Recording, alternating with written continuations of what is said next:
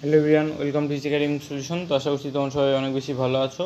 তো আজকে কাছে আমরা আলোচনা করব মূলত তোমাদের অষ্টম শ্রেণী বিজ্ঞান অনুশীলন বইয়ের সপ্তম অধ্যায় বাজনার উৎপত্তি অধ্যায়টা নিয়ে। তো তোমরা যারা নতুন আছো এবং এখন যে চ্যানেলটিকে সাবস্ক্রাইব করনি, দ্রুত সাবস্ক্রাইব করে নাও।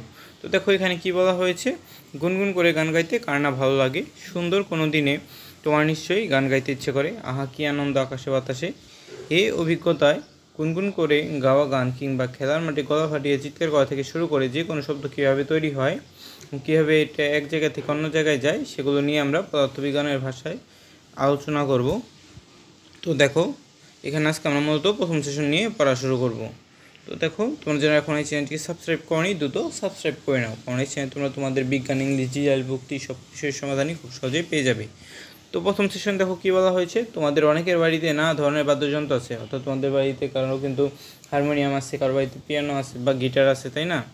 বাঁশি, হারমোনিয়াম, তবলা, একতারা, গিটার এসব প্রচলিত বাদ্যযন্ত্র হয়তো অনেকের বাড়িতেই আছে। এছাড়া আরও ব্যতিক্রমধর্মী বাদ্যযন্ত্রও থাকতে পারে তোমাদের বাড়িতে। তো দেখো তোমরা কী করবে, তোমাদের অভিভাবকদের অনুমতি নিয়ে বাড়ি থেকে এর মধ্যে যে কোনো একটা যন্ত্র কী করবে, তোমাদের স্কুলে নিয়ে যেতে হবে। যদি তোমার বাড়িতে আদৌ কোনো বাদ্যযন্ত্র না থাকে তাহলেও কোনো সমস্যা নেই। তুমি কি করবে, তুমি কি জানো, এমন অনেক সঙ্গীত শিল্পী আছে যারা শুধু হাঁড়ি পাতিল, তারপরে পাতার বাঁশি বাজিয়েও সুন্দর শব্দ তৈরি করে। এটা হয়তো তোমরা অনেকে ইউটিউবে দেখে থাকবে। তাই তুমি যদি মাটির ভেপু, তারপরে পাতার বাঁশি কিংবা ডুগডুগি কোনো একটি বানাতে পারো, তাহলেও সেটি বিদ্যালয়ে নিয়ে আসবে। আর যদি একান্তই না পারো তাহলে মন খারাপ করার কিছু নেই, কারণ স্কুলে অন্য বন্ধুরা যা আনবে সেগুলো তুমি বাজিয়ে দেখতে পারো। তো দেখো এরপরে কী বলা হয়েছে, বাড়ি থেকে আনা সকলের বাদ্যযন্ত্রগুলো প্রথম ক্লাসে খুব সাবধানে শ্রেণীকক্ষে অথবা তোমার বিদ্যালয়ের প্রধান শিক্ষকের কক্ষে অনুমতি নিয়ে সাজিয়ে রাখা, যাতে কী করো বাদ্যযন্ত্রের কোনো ক্ষতি না হয়, সেজন্য তোমার স্কুলের মেন টিচারের কাছে রাখতে হবে। এবং কেউ অনুমতি ছাড়া অন্য বাদ্যযন্ত্র স্পর্শ করতে পারবে না। এবং শুধু বিজ্ঞানের যে শিক্ষক আছে সেই কী করবে, তার নির্দেশনা মেনেই তোমরা এগুলো সেশনে ব্যবহার করবে। এবং অন্য কোনোভাবে যেন বিশৃঙ্খলা সৃষ্টি না হয়, তাই নিজেরাই কী করবে, দায়িত্ব নিয়ে সুন্দরভাবে সেশনটি পরিচালনার জন্য পরস্পরকে কী করবে, তোমরা সাহায্য করবে। দেখো এরপরে কী বলা হয়েছে, সেশনের শুরুতে বেঞ্চে বা টেবিলে সাজিয়ে বাদ্যযন্ত্রগুলোকে এমনভাবে রাখো যেন ভালোভাবে কী করা যায় সেটি দেখা যায় এবং ব্যবহার করা যায়। তো দেখো এরপরে কী বলা হয়েছে, এবার যে শিক্ষকের নির্দেশে 4 বা 5টি দলে কী করবে, তোমরা ভাগ হয়ে যাবে এবং 2টি দল কী করবে, সুশৃঙ্খলভাবে সামনে গিয়ে বাদ্যযন্ত্রগুলো নেচে দেখবে যে তোমাদের বন্ধুরা যে বাদ্যযন্ত্রগুলো আনলো। এবং কেউ যদি কোনো বাদ্যযন্ত্র বাজাতে পারো তাহলে কী করবে, সবাইকে বাজিয়ে শোনাতেও পারো। এবং তখন খেয়াল রাখো কীভাবে বাজানো হচ্ছে এবং কীভাবে এবং কোথা থেকে শব্দ তৈরি হচ্ছে, এগুলো তোমাদের খেয়াল রাখতে হবে যখন সেটা বাজাচ্ছ। এবং খুব ভালোভাবে লক্ষ্য করো বাদ্যযন্ত্রটি গঠন কেমন এবং কীভাবে একটি বাদ্যযন্ত্র অন্যটি থেকে আলাদা হয়ে থাকে, এবং কোনটা থেকে কেমন শব্দ তৈরি হচ্ছে সেগুলো তোমার খেয়াল রাখতে হবে। এবং কোনটাতে তারের টোকা দিয়ে শব্দ তৈরি করতে হচ্ছে, আর কোনটাতে তোমার পৃষ্ঠে বাড়ি দিয়ে আঘাত করতে হয় অথবা বাতাস দিয়ে ফু দিয়ে বাজাতে হচ্ছে, সেগুলো তোমার খেয়াল করতে হবে। এবং আঘাত করা বা ফু দিয়ে বা টোকা দেওয়া এই সব কিছুই কিন্তু তোমার থামালে কি শব্দ বন্ধ হয়ে যাচ্ছে কিনা, এগুলো তোমার খেয়াল রাখতে হবে। এবার তোমার অনুসন্ধানী পাঠ বইটি কী করতে হবে, খুলতে হবে এবং কীভাবে শব্দ তৈরি হয় এই অংশটুকু তুমি কী করবে, দলে দলে পড়ে নিতে হবে এবং সহপাঠীদের সঙ্গে আলোচনা করতে হবে তোমার। এবং বাদ্যযন্ত্রগুলোর গঠন এবং কাজেও তোমার আলোচনা করতে হবে। তো দেখো এখানে আরও কী বলা হয়েছে, এখানে কিন্তু বলা হয়েছে যে বই পড়ে তোমরা একটি নতুন শব্দ শিখলে, সেটার নাম হচ্ছে কি, তরঙ্গ। তো আমরা এখন জানবো কীভাবে শব্দ তৈরি হয়।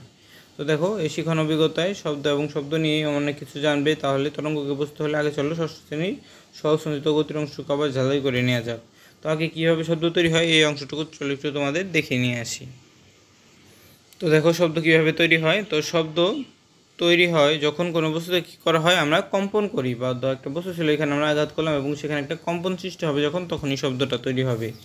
এই কম্পনগুলি কী করে, বাতাস, পানি এবং অন্য কোনো মাধ্যমের মধ্য দিয়ে ছড়িয়ে পড়ে এবং আমাদের কানে পৌঁছায়। এবং আমাদের কান এই কম্পনগুলো শব্দ হিসেবে গ্রহণ করে। অর্থাৎ ধরো তোমার স্কুলে যে বেল আছে সেখানে যদি কেউ বাড়ি দেয় তাহলে কিন্তু এটা কাঁপতে থাকে দেখবে। তো তুমি যদি এই কাঁপাটা হাত দিয়ে থামিয়ে দাও তাহলে কিন্তু দেখবে কি শব্দটাও কিন্তু থেমে গেছে। তাহলে আমরা কি শিখতে পারলাম, কম্পনের ফলে শব্দ তৈরি হয়। এবং শব্দ তৈরি প্রক্রিয়াটি আরও বিস্তারিতভাবে আলোচনা করা যায়। প্রথমে আছে কম্পন নিয়ে, অর্থাৎ শব্দের উৎস, যেমন একটি বাদ্যযন্ত্রের তার, তারপর একটি ঘণ্টা, তারপর আমাদের ষড়যন্ত্রী কম্পন শুরু করে এবং এখান থেকে আমাদের কম্পনটা শুরু হয়। এবং এই কম্পনগুলো বস্তুর আকার এবং উপাদানের উপরেও ভর করে কি হয়ে থাকে, ভিন্ন ভিন্ন হয়ে থাকে। তারপরে দেখো কি আছে, মাধ্যমে কি করে কম্পনের সঞ্চালন, অর্থাৎ কম্পিত বস্তুটি তার চারপাশের মাধ্যম যেমন বাতাস বা পানিকে কম্পিত করে এবং এই কম্পনগুলি মাধ্যমের মধ্য দিয়ে তরঙ্গের মধ্যে কি করে ছড়িয়ে পড়ে। এরপরে কি আছে দেখো, কানে কম্পনের পৌঁছানো, অর্থাৎ শব্দের তরঙ্গগুলি আমাদের কানে পৌঁছালে কানের পর্দা কি হয়ে যায়, তখন কম্পিত হয়। এরপর দেখো কী বলা হয়েছে, মস্তিষ্কের সংকেত প্রেরণ, অর্থাৎ কানের পর্দার কম্পনগুলি আমাদের কানের ভেতরের অংশে অবস্থিত কোষগুলোকে কী করে, উদ্দীপিত করে এবং এই কোষগুলো বিদ্যুৎ সংকেত তৈরি করে, যা আমাদের কী করে, মস্তিষ্কে তখন পাঠায় এবং আমরা সেটা শুনতে পাই। এরপরে শব্দ হিসেবে মস্তিষ্কের সংকেতের ব্যাখ্যা, অর্থাৎ মস্তিষ্ক যখন কী করে, সে বিদ্যুৎ সংকেতটাকে আমরা কী করি, শব্দ হিসেবে বুঝতে পারি। তো চলো এখন আমরা পরবর্তী অংশে চলে যাই। তো দেখো এখানে তোমাদের একটা বাড়ির কাজ দেওয়া আছে। বাড়ির কাজটা কি দেখো, আজকে বাড়িতে গিয়ে একটা মোটামুটি লম্বা সুতা বা দড়ির মাথায় নিয়ে তোমরা কি করবে, কোনো স্থির অবস্থা থেকে একটা বস্তুকে ঝুলিয়ে দেবে, অর্থাৎ একটা দড়ির মাথায় একটা বস্তুকে এভাবে তোমরা ঝুলিয়ে দেবে। এবার একটি রোলার দিয়ে সুতার দড়ি বানাবে, অর্থাৎ তুমি এখানে একটা কাঠের ভিতরে বা কোনো একটা কিছু ঝুলিয়েছো এবং এখানে হচ্ছে এটা হচ্ছে কি তোমার বস্তু। তো এই বস্তুটা থেকে এই বস্তুটা এই যে ঠিক এইখান থেকে তোমার যেখানে ঝুলিয়েছো এইটুকু যে কতটুকু দূরত্ব সেটুকু মানে লিখতে হবে। ধরো এখানে 1 মিটার, তোমরা এখানে লিখে রাখবে খাতায়, প্রথমটা হচ্ছিল 1 মিটার তোমরা লিখে রাখবে এবং মেপে তোমার t=2π√L/g। সূত্রটা কি দেখো, t=2π ইন্টু উপরে হচ্ছে আবার রুটের ভিতরে উপরে এল এবং নিচে হচ্ছে তোমার জি। এই 2π এর মান তো জানো, পায়ের মান হচ্ছে 3.1416 আর এল এর মান হচ্ছে তোমার দৈর্ঘ্য, অর্থাৎ ধরো সুতাটা কয় মিটার, 1 মিটার নাকি 2 মিটার, তুমি যেটা মাপবে সেটা, এবং জি এর মান হচ্ছে তোমার 9.8। তো এটা দিয়ে তোমার অঙ্কটা করতে হবে। তো দেখো এবং তুমি কি করো, দোলনকাল টি এর মান হিসাব করো, একই ভরের বস্তুকে ঝুলিয়ে সুতার দৈর্ঘ্য কী করো, কম বেশি করে দেখো যে তোমার টি এর মান পরিবর্তন পাও কিনা। তো ধরো তোমার একটা বস্তু তুমি ঝুলিয়েছো 1 মিটার, তোমার সুতা নিয়েছো কত, 1 মিটার। তো তুমি যদি এই সূত্রটায় মান বসাও, t=2π√L/g, তাই না?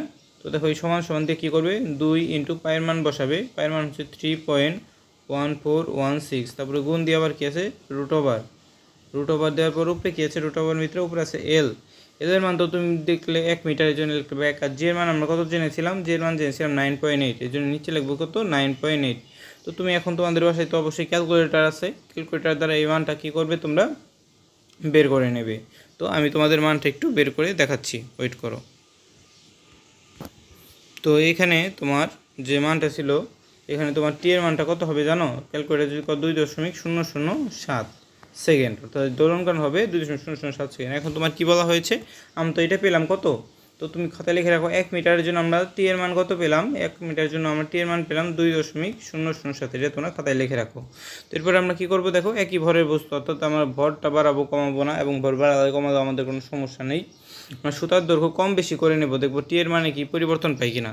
তো দেখো এখন আমরা টি যে এল এর মানটা একটু ছোট করে নিচ্ছি, তাহলে 2π 2 ইন্টু 3.1416 গুণ রুট ওভার, ধরো এল এর মান এখন আমরা ধরলাম 2 মিটার, আগে ধরেছিলাম 1 মিটার, এখন ধরলাম 2 মিটার, তারপর উপরে লিখবো 2, নিচে লিখবো কত, আমরা নিচে লিখবো আমরা 9.8। তো এখানেও তোমরা ক্যালকুলেটার যদি মান করো তাহলে কি দেখবে, একটু মানটা বেশি আসছে। তো দ্বারা আমি তোমাদের দেখাচ্ছি এই মানটা তোমাদের কত হতে পারে। তো দেখো ক্যালকুলেটার যদি এখন তুমি মানটা বের করো, এর মানটা আসবে 2.83।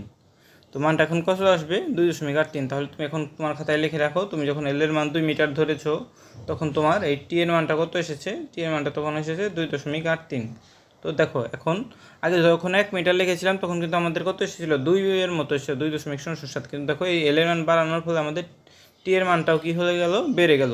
তো আমরা সহজেই বুঝতে পারছি এখন যদি আমরা কী করি, আমরা যদি এই এল এর মানটা যে 0.5 মিটার করে নেই তাহলে কিন্তু আমাদের টি এর মানটা আরও কমে যাবে, তাই না?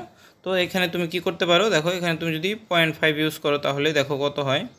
তো এখানে তুমি কি করো, যে এখানে আমরা 2 লিখেছিলাম না, এই যে এখানে কিন্তু 2 লিখেছি, তো এখানে যদি আমরা কি করি, আমরা 0.5 ইউজ করি, তো এখানে আমরা 0.5 ইউজ করবো, 0.5, আবার নিচে থাকবে 9.8। তো এখন দেখি আমাদের উত্তরটা কত হয়। তো এখানে এল এর মান হতে হবে আমার 0.5 মিটার, ঠিক আছে, 0.5 মিটার ইউজ করব। তো এখন আমরা দেখে নিই এই উত্তরটা কত হতে পারে। তো আমরা যদি এল এর দৈর্ঘ্য 0.5 দিয়ে ইউজ করি তাহলে আমাদের অ্যান্সার হবে 1.4। তাহলে দেখছো এই যে যখন আমরা এল এর মান 0.5 ইউজ করেছি তখন আমাদের টি এর মানটা কী হয়ে গেল, কমে গেল, 1.4 হয়ে গেল। তো এগুলোই তুমি কি বলতে পারো, যখন আমরা এল এর মান বাড়াবো দোলনকার বাড়বে, এবং যখন এল এর মান কমাবো দোলনকার কমে যাবে। তো এভাবেই তুমি এটার উত্তরটা করতে পারো। তো আশা করছি এটা বুঝতে পেরেছো। তো আজকে এই পর্যন্তই। তো এই ভিডিওটি ভালো লেগে থাকলে অবশ্যই ভিডিওতে লাইক এবং চ্যানেলটিকে সাবস্ক্রাইব করতে ভুলবে না। তো সবাইকে ধন্যবাদ জানিয়ে আজকে এখানেই শেষ করছি। আর যদি এই অঙ্কটা বুঝতে অসুবিধা হয় ভিডিওটা আবার দেখতে পারো। ধন্যবাদ সবাইকে।